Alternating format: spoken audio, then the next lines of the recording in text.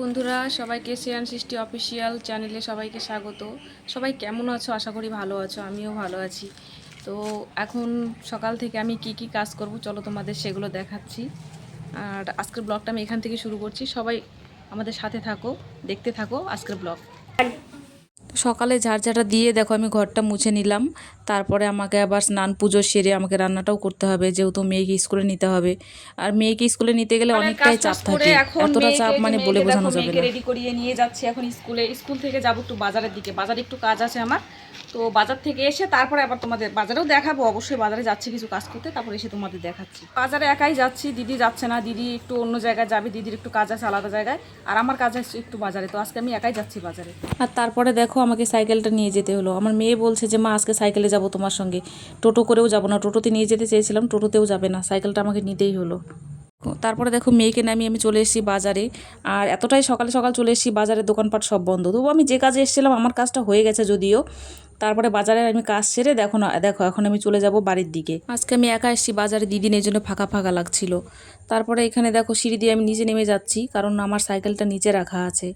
আর সবসময় দিদি আর আমি একসঙ্গে যাই, সেটা আস্তে আস্তে দুপুর হয়ে গেছিলো। দুপুরে এসে ছেলেকে আর আমার শ্বশুরমশাইকে বাড়িতে খেতে দিলাম দুপুরের খাবার। ওনাকে দেখে বলতে পারবে তোমরা ওনার বয়সটা কত? ওনার না কয়দিন থেকে শরীরটা খুব খারাপ, অসুস্থ ছিল। পরে আজকে একটু খাবার নিয়ে বসলো, ভাত মানে এটা সেটা খাচ্ছিল, মুড়ি টুড়ি একটু করে খাচ্ছিল, ভাতটা খাচ্ছিল না। তো আজকে দুদিন পরে একটু ভাত খাচ্ছে। এভাবে চললে কি করে? ওনার বয়সটা কত জানো? অনেকটা বয়স, তোমাদেরকে পরে একদিন বলবো।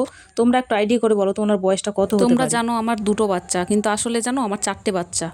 এই যে আমার ছেলে আমার মেয়েকে দেখাচ্ছি, আর এই যে আমার শ্বশুরমশাই ইনিও একটা বাচ্চা, আর শাশুড়ি মা আছে সেও একটা বাচ্চা। কারণ সবাই এই দুজনের এতটা বয়স হয়ে গেছে, মানে একে অপরকে দেখতে পারে না, এরকম একটা অবস্থা। যে কেউ যে কারো একটু ভালো মন্দ সুবিধা অসুবিধা দেখবে, মানে কারোরই সেরকম অবস্থা নেই। শাশুড়ি মাও আছে, ওনারও এতটা বয়স, উনি শ্বশুরমশাই একটু দেখাশোনা করবে, সেটা নিজেরটাই পারে না, শ্বশুরমশাইটাকে কী করে দেখবে?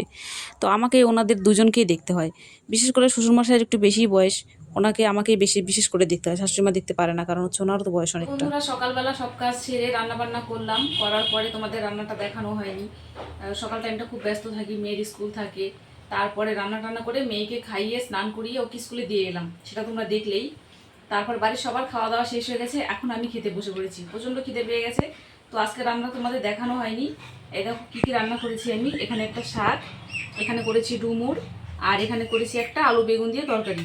তো এগুলো দিয়ে এখন খাওয়া হবে, আর পরে আবার মাছ রান্না হবে, তো সেটা পরে তোমাদের দেখাবো। আবার আজকে রাতে তালের ফুলুরি করতে হবে, সেটাও তোমাদের দেখাবো। তারপর দেখো সন্ধ্যাবেলা দিদি চলে এসছে আমার তালের রসটা বের করে দেওয়ার জন্য। দিদিকে বললাম যে একটু আয়, আমার অনেকটা দেরি হয়ে যাবে, কারণ এদিকে তালের রসটা করতে হবে, আবার তালের ফুলুরি, এই রসটা দিয়ে তালের ফুলুরি বানাবো। ফুলুরি বানানোর জন্য জানোই তো কতটা ঝামেলা থাকে। আবার তোমাদের দাদাভাই মাছ নিয়ে এসছে, সেই মাছটাকে আমাকে কেটে বেছে রান্না করতে হবে। তো তারপরে দিদিকে ডাকলাম, দিদি এসে দেখো আমার তালের রসটা করে দিচ্ছে। আর আমার তালগুলাতে ভালো লাগে না, যার জন্য আমি দিদিকেই ডেকে দিলাম। দিদি এসছে, আমার খুব ভালো হলো। আর এদিকে দেখো আমি মাছটা কেটে বেছে ধুয়ে নিয়ে তারপরে রান্না করতে চলে এসেছি, যদিও রান্নাটা তোমাদের দেখানো হয়নি। আর তালের ফুলুরিটাও তোমাদের দেখানো হয়নি, আমি দুঃখিত। আমি তোমাদেরকে বলেছিলাম তালের ফুলুরিটা দেখাবো, কিন্তু অনেকটা রাত হয়ে গেছিল। মাছ টাছ কাটা হলো, তারপরে তালের রসও করতে দেখালাম। তো এখন আর রান্না বান্না দেখাইনি যদিও। আর ব্লগটা আজকে আর বাড়াতে চাচ্ছি না। সবাই ভালো থেকো, সুস্থ থেকো, আমাদের পাশে থেকো, আমাদের চ্যানেলটা সাবস্ক্রাইব করো, আর লাইক শেয়ার কমেন্ট অবশ্যই করে দিও। আর সবাই ভালো থেকো। Good night.